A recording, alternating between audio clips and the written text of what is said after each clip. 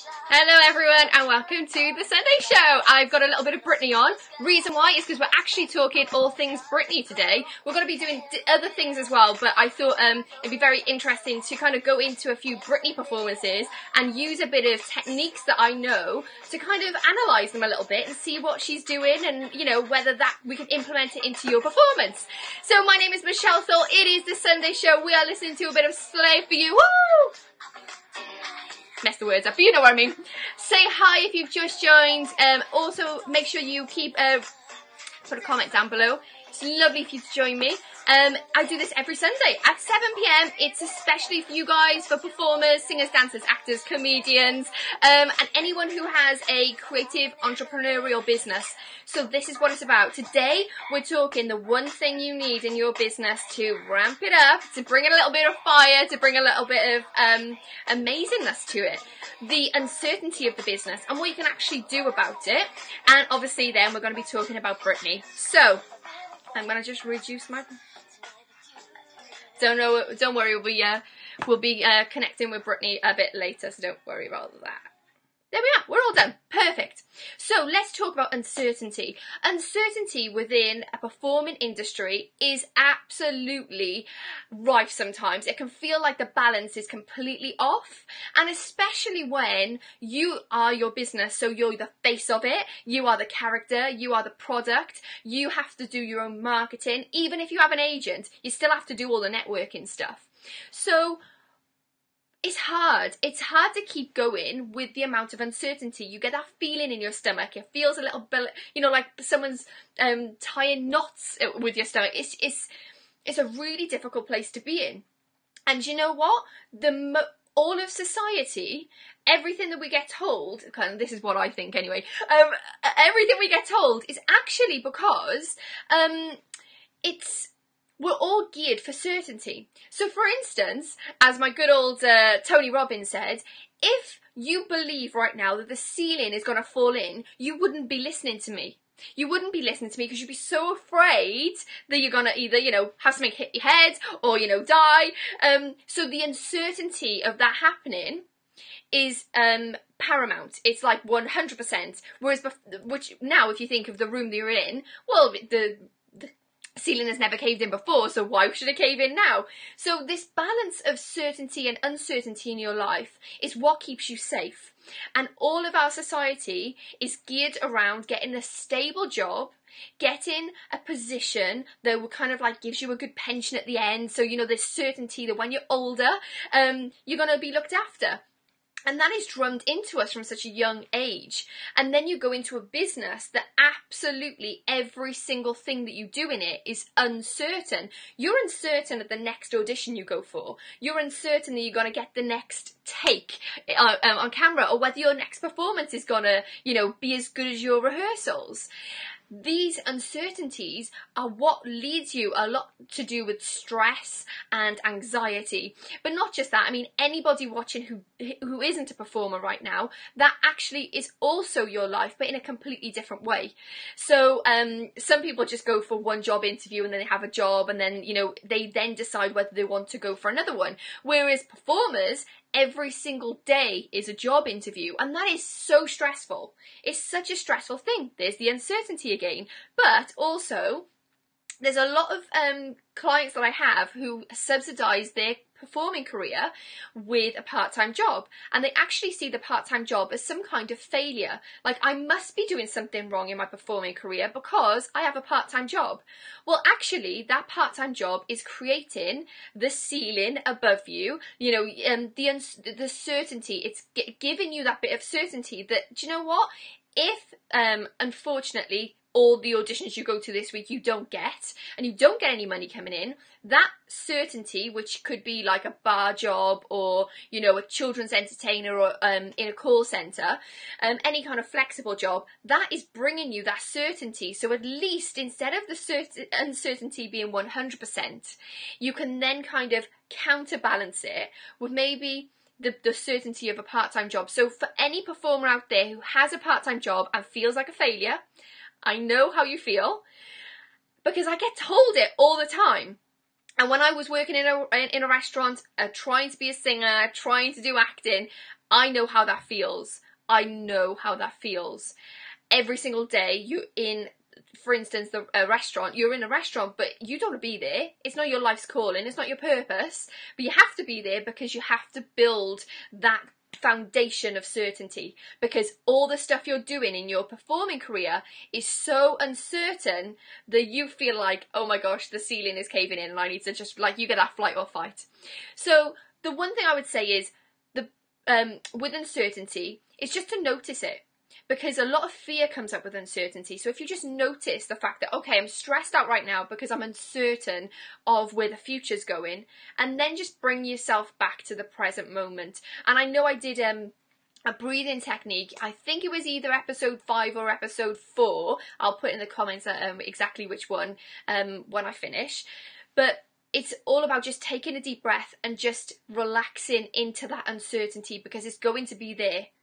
Whether you are mega famous and releasing your 6th album, or you're just starting out, the uncertainty is, I would say, the same. It helps, obviously, if you've got money and all that behind you, because you don't have to build a certainty for yourself because you've got money in the bank. But the uncertainty of whether that product will sell, whether you'll get the accolades and the success you need, that is still uncertain. So the one thing I would say is ride the wave of uncertainty.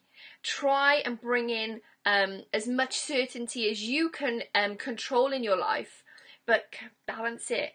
Try and make that balance. And even if you just notice it this week, notice where that stress is coming from, and whether it is just an uncertainty thing, bringing, you know, the fear up, and whether you can gain some certainty in other areas. So you're certain that you can rehearse the hell out of it. You know, you're certain that you can make sure all, hey Jess, you know, you're certain that you can bring 100% of your authenticity and talent to it. That's something you can be certain of. You know, make sure whatever you're certain of doing is sustainable, and then the uncertainty, you just got to ride the wave. So if you think of certainty as being your surfboard, you're on the surfboard, and it just depends on whether you you know, surf the wave or not. So I'm going to leave you with a surfboard analogy, and we're going to move on to our next section. But before we do that, we're on to cuteness of the week, and I'm glad that Jess has joined us, because Jess works with the most amazing kinkajou. Now, we used to have him at London Zoo, but he's actually been moved now to Edinburgh Zoo, and Jess went to visit him and she sent me an amazing picture, so I'm going to pop it up, and I'm going to dedicate cuteness of the week to this week to our beautiful kinkajou. His name is Forrest, and I think he's eating a piece of sweet corn, or maybe I'm not quite sure. Jess, what is he eating? He's just the most amazing little kinkajou. He's got a bit of an attachment to Jess, so any of us, when we went into the enclosure with him, he didn't particularly like anyone other than Jess, so but he is also very cute, and I'll forgive him because he's so cute for not liking me. And that is our cuteness of the week, our little animal, our little ad break, our little interlude into the next section. So Forrest is loving his life up in Edinburgh, and he's being looked after very well by the staff there, and we miss him dearly. So lots of love being sent to Forrest. Oh yeah, he's eating sweet corn, Jess. Okay, I just saw the emoji, so I'm just going with the sweet corn. Alright, so let's move on to the next section. The next section is the one thing, yes, the one thing you need in your creative business right now for it to be a super success. So what could this one thing be? And you know what? I would actually say this is more important than having star quality. I know that's kind of like a really bold thing to say, but I'm going to be bold today. I'm going to be bold and say it.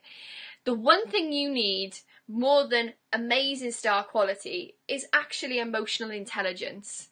And this EI is such a new thing, a new concept in the general facility of everybody. But in the personal development world, emotional intelligence is something that we've been working with and understanding and figuring out how when implemented, how it can really help you in your business. And a good old entrepreneur, Gary Vaynerchuk, Mr. Gary V, cites emotional intelligence as one of his main reasons for his success. And if you don't know about Gary V, hit him up on YouTube. He swears a lot, just gonna put it out there. He swears a lot, he's very masculine, and he's a kind of like no bullshit person. He just goes for it. But he is also at the depth of his soul very intelligent emotionally. And what do I mean by emotional intelligence? So let's say you go into an audition. It's how you present yourself. And I don't mean putting on that fake, I know, oh, I'd love, you know, all that type of stuff. I'm on about being a nice person, reading the room, reading the energy that's in the room, reading people's emotions, how are they feeling, and also adapting your behaviour and your way of reacting in that situation to what you're given. It takes a lot of trust. It takes a lot of I was going to say rehearsal, but it takes a lot of practice, I think, for emotional intelligence. Some people have this in spades, and some people don't know what I'm talking about. Now, if you have it in spades, you know exactly what I mean. You do this on a normal day-to-day business. It's almost like as easy as brushing your teeth to you. And some people who don't even know what I'm talking about, this is your time. This is your time to get versed with emotional intelligence, because it's emotional intelligence is the thing that tells you what to do, the right thing to do when you don't know what to do. And I don't mean that as in an intuition thing, I mean in a behavioural way. How you talk, how you behave, and how you come across to other people. And that emotional intelligence, let's track back to certainty, because if you've got any kind of customer service based facing part-time job, this kind of, you know, getting your foundation of certainty whilst you're going off for auditions and stuff, waitressing is amazing for this. It builds your emotional intelligence because you're able to speak to anybody. You're able to put across a message, you know, and sell yourself in a way that, you know, you don't need anybody else to sell you. You can sell yourself. And that comes from practice. But it also comes from awareness, just being aware of how you're showing up and being 100% authentic. And I know that's something we're going to be talking about in a second with the Britney performances. But emotional intelligence, I'm going to be writing a blog post about emotional intelligence, so watch out for it. It's going to be on my Facebook, it's going to be on my website first, and then I will let you know when it's up on the website, and I'll post a link to it so you can get a bit more information about how emotional intelligence can benefit you, your life, your relationship, but most importantly, your creative business, and to get you more roles. Because one thing lots of casting directors say is, oh, it was between these two. It was between these two, but we went for her because I know that we'd get on with her on set. Because sometimes a shoot or a casting, you know, for instance, if you're going for a feature film, sometimes you can be over a period of time, 2 weeks, a month, 3 months with the same people, and they want to know that they're going to get on with you, and that's where emotional intelligence comes in. So the one thing you need is emotional intelligence, and I'll tell you a little bit more about that when I put the blog post live. And like I say, I will talk to you about it here on the show as well in due course. But I thought I'd just give you that little snippet. So if you want to do some research into it, and also, like I say, I'll let you know when the blog post is up. So let's move on. Now, I've got to tell you, I've got to let you in on something, and I'm going to let you in on a little thing. With the facility that I use for my Facebook Lives, I really can't remember how I share my screen. So I'm going to try my best to do it. And what I'm going to do first is I'm going to talk to you a little bit about what I'm going to show you. And I'm going to also apologise now because I'm going to be maybe talking over them, because it's more about the performance of Britney Spears rather than what she sounds like, what song she's singing, you know, that type of thing. It's got to be about the performance. The reason I chose Britney is because I don't know what happened last night, but you know when you go on like a YouTube kind of like half an hour where you're just clicking certain things? Well, all of a sudden Britney's Mega Mix came up, and I was in a bit of like, oh, let me put some Britney on. I haven't heard Britney for a while.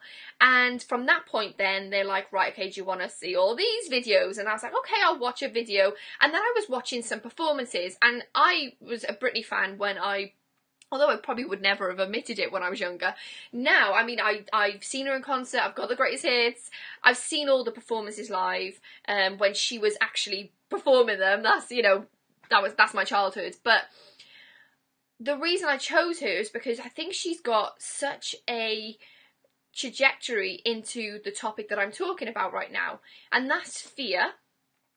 Now, there's a specific type of fear that now this, I've got to say, is the most important information I could ever give to you right now that will revolutionise your career. Now, some of people who work with me would already know this, and I don't share it very often. The reason why is because you have to be ready. But we're on the 6th show now, so I feel as if, you know, I'm going to kind of ease you gently into it. It's something called ego fear. Now, ego fear is the fear that pops up that tells you, oh my god, like, have I got toilet paper stuck on my shoe? Or did I do my zip up? You know, as you're walking into an audition or you're doing a performance. Did I remember my lines? And what this fear will do, it will basically make you wrong. It'll make you wrong for everything. It'll make you wrong because what you'll tend to do is find fault in everything.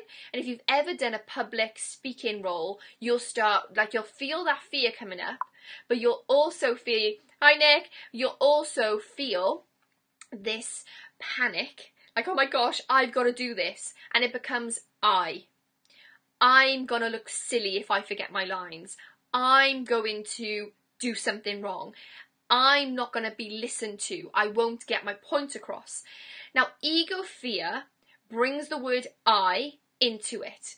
I will do, if I do this, then this will happen. I'm going to trip. I'm going to, you know, forget things. It will put it in the worst case scenario for you. And what you want to do whenever you're giving a performance, whenever you're speaking in front of somebody, whenever you have to be bigger than your brain is telling you that you are, and you know what I mean by that, sometimes you have to do it as a parent. Like, I'm going to put the parent role on and I need to be, you know, but also sometimes it's when you've had such a rubbish day, but you need to make the performance of your life, and it's stepping into that kind of greatness, and it's scary.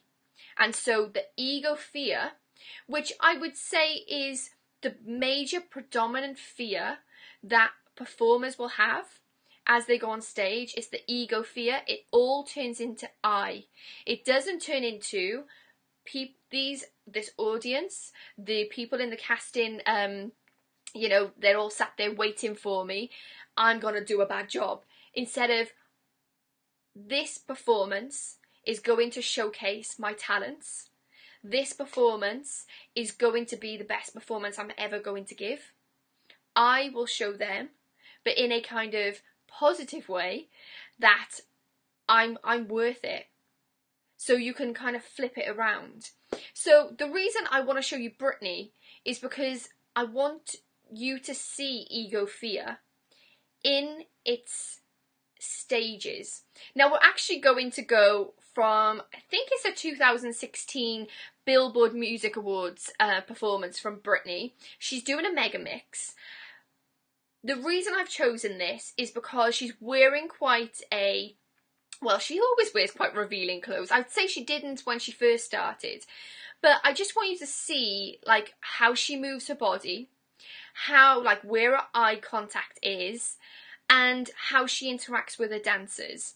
And then what we'll do is we'll move on and I'll talk to you about it as we go along. Fingers crossed it'll work out, because technology is technology after all. So what I'll do is I'll just, I think this is it. Share screen. What's this one? Camera. Okay, perfect. I'm going to share my screen and then we will start. Hold on 2 seconds. This is very new for me. Wow. Okay, I'm sure, guys. There we go. And here we go. So this is going to be Britney's first performance. Let's put you on. Here we are. I'm going to press play.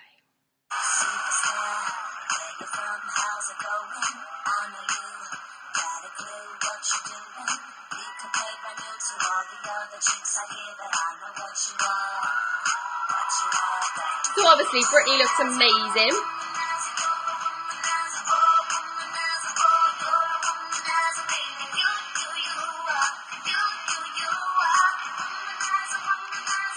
Now I wanted to show you this in particular because the reason why I wanted to show you that was because I wanted you to see her let's take that off. I want to go back here. There we are. There's me. I wanted to show you that because in her performance, if you could see, her dance moves were quite small. There were a few where she did this, and it was more to do with looking at the dancers and their interactions with her to gain some kind of comfort on stage. Although she got better throughout that performance, you're more than welcome to go back and watch it on YouTube. I believe that her first part, you could see she was nervous. You could also see that she didn't feel comfortable in her own skin. She looked amazing, but if you saw when she was walking down the stairs, they were very small steps, even though she had to get there quite quickly. But then I also think, like, if you have a look, she's got like these tights on. Maybe there's a bit too much going down there to suck things in. And it just didn't come across to me anyway as a comfortable performance. So I want to kind of show you now the next evolution of Britney Spears, and that is this one, which is her Give Me More, I reckon, there we go.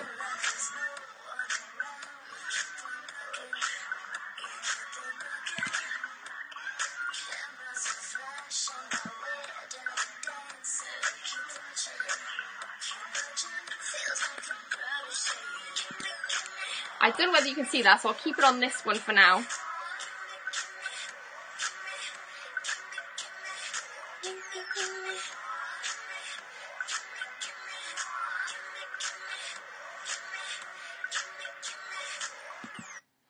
So, that wasn't a very confident getting down from the stairs. Okay, fair enough, she got big heels on. But it's all very sexy. It's a performance for me that is, she's second guessing herself. You can see in her eyes, she's going through the dance moves. She's like, what am I doing next? Her eyeline is quite low. Now that's a little bit more confident, but as that hair flick is very different to the hair flicks you'll see soon. It's a very disjointed performance, and it's rehearsed.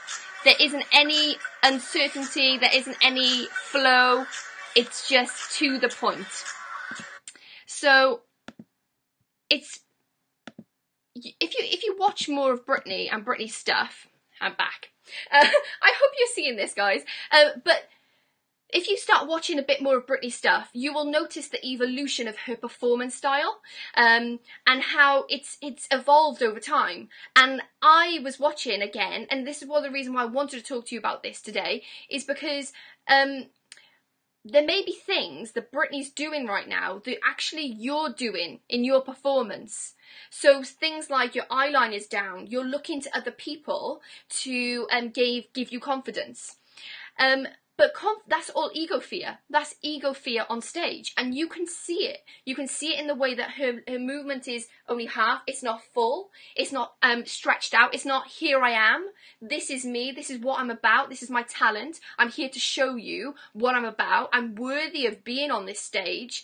It was very much a, oh my gosh, like, okay, I'm dancing, but, and I know that these have come after different periods of Britney's life, but you know what?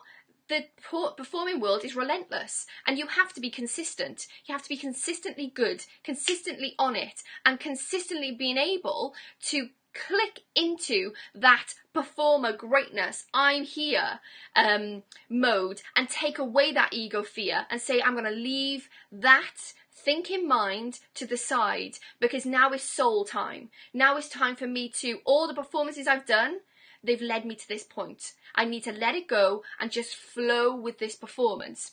So I'm going to show you, again, like I say, if you can't see it, just let me know, but I'm going to show you now 2 of my favourite all-time Britney Spears performances, and I want you to have a look at the difference between those 2, which, fair enough, they're 17 years apart. However, Britney is such an amazing performer, but I want you to see what she does right and what she does wrong. So the bits she's doing wrong, if you're doing in your performances, and video them, ask people. People will tell you, you know, and if you're getting bad reviews or bad feedback or you're not getting the job, it's probably because you're going there with ego fear. And once you rid ego fear, everything is smooth, everything works out, and you get these types of performances. And let me share this because this is my favourite part. If you cannot see this, just let me know. I'm sharing my screen one more time, guys. Hold on a second. Here we go. So, Britney, 1999.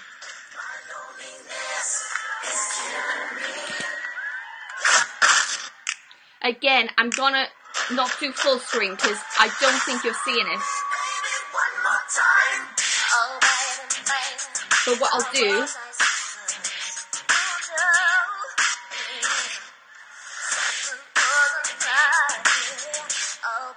be very aware that Britney is singing live here. She wasn't singing live the last 2. Now don't get me wrong, she's not an amazing singer, but she has the confidence to actually sing and dance at the same time. Right now I'd like to introduce to you some friends of mine. Obviously she's my minister.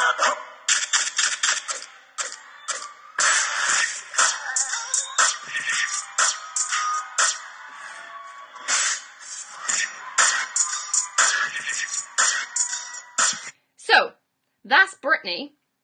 Let me get back to me. There we go. That's Britney at 1999.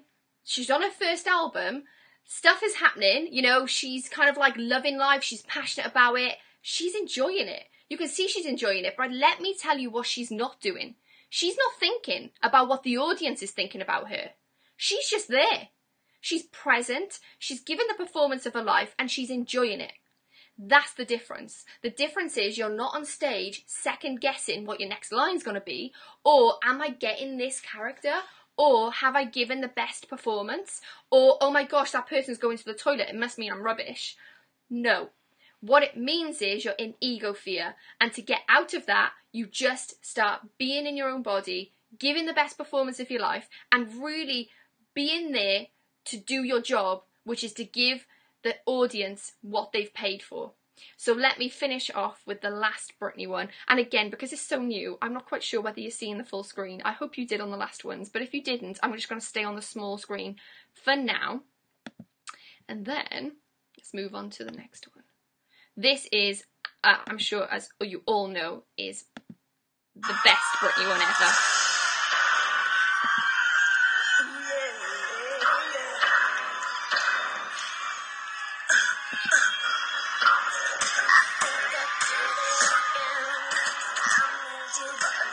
Oh, hang on a second. There we go.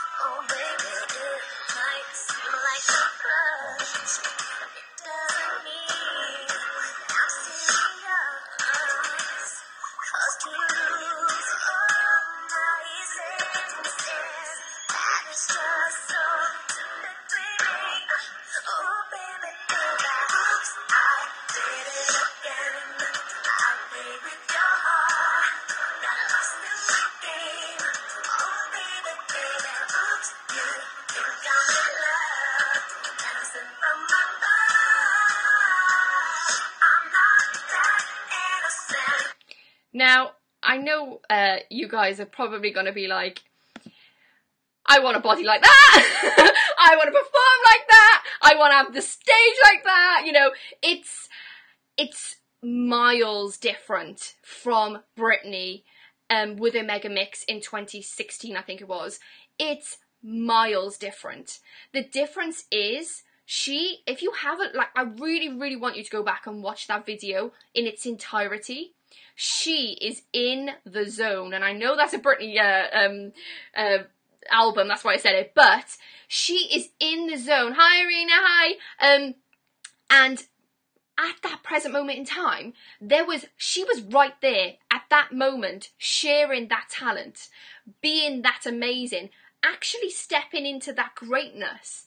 And I think at some point in that song, she is singing live, not all the way through, but way more. I'd probably say about 70% of that is live, but then again, there's more dancing than there is singing in it.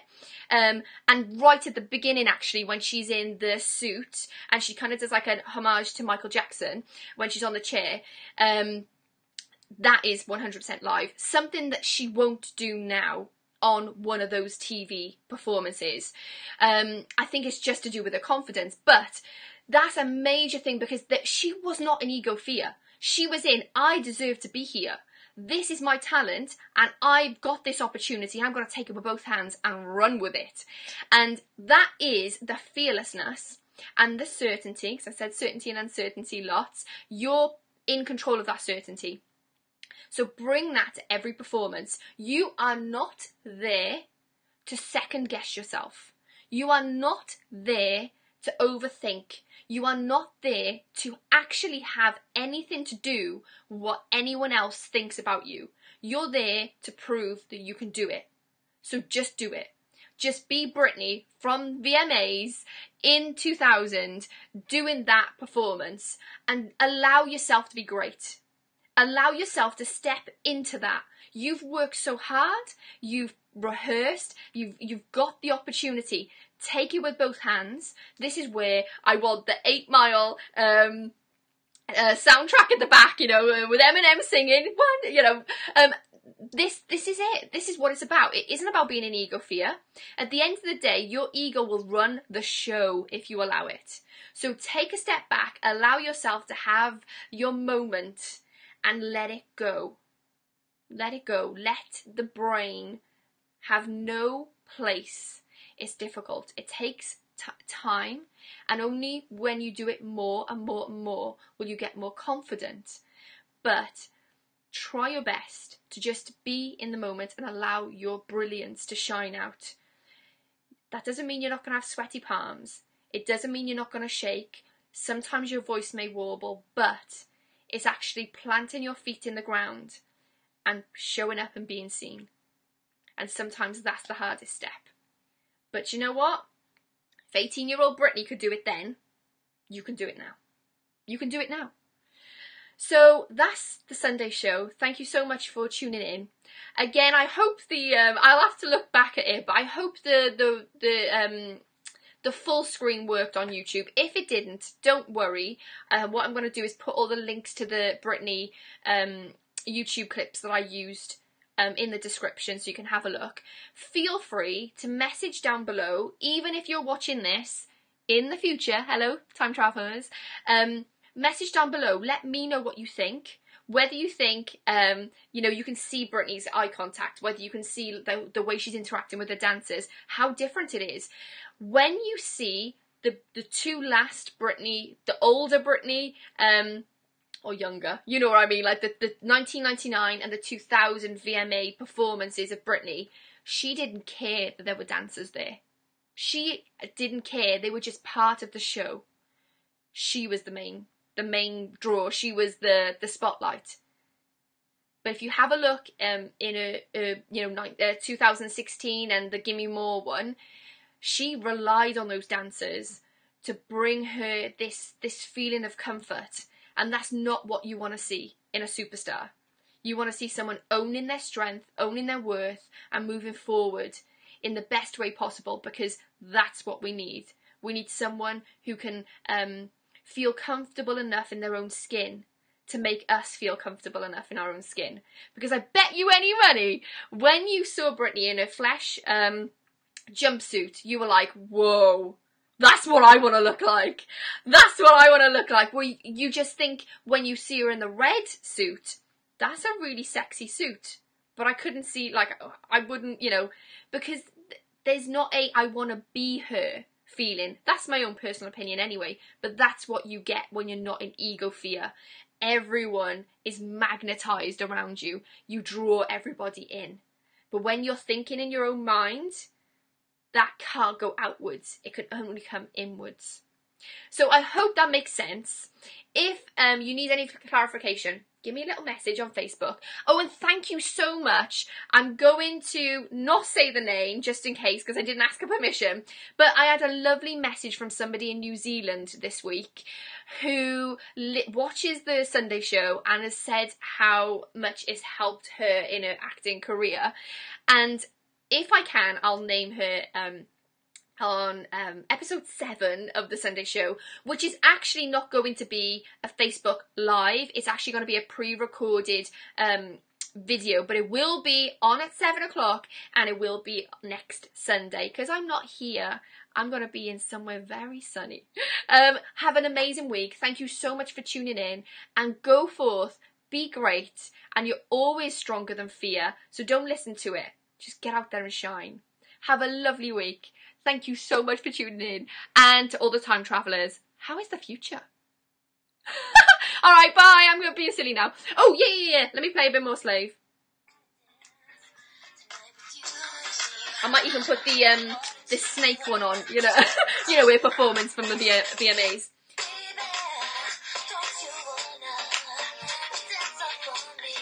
So get your Britney on. It's Britney, bitch. Bye, guys. Love ya. Woo!